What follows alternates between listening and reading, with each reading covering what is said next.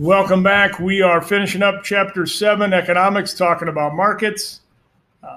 On page 192, we've had you read about why markets don't always work as efficiently and why markets might fail.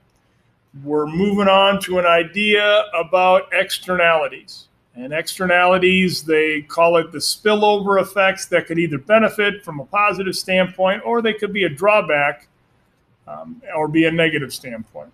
That's on page 193, 194 in the textbook. So looking at positive externalities. Mr. Clement wearing a mask when he goes outside, right? We're spring 2020, so we got the lockdown right now, the COVID-19 pandemic going on.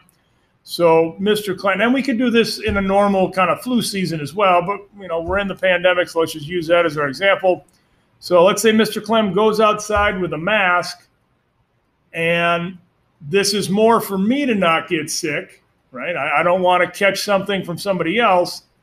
But if you happen to come in contact with Mr. Clem, and I've been wearing the mask and I'm not carrying the virus, you would get the benefit of not getting sick because I did something for myself, right?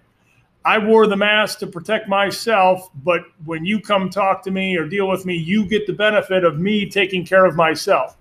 You could look at getting, say, the flu vaccine, right? I'm the one who gets the flu vaccine.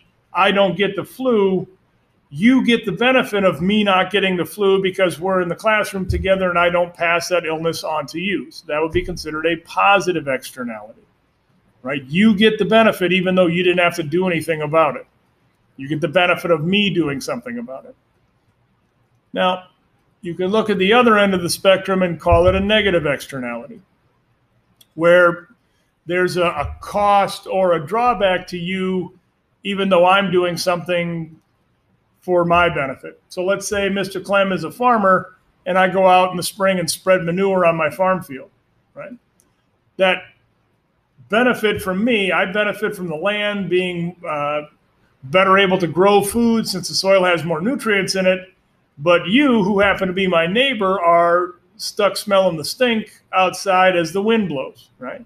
So it benefits me, but it's a drawback to you. So we talk about positive externalities or we talk about negative externalities. That is going to wrap up our ideas on Chapter 7.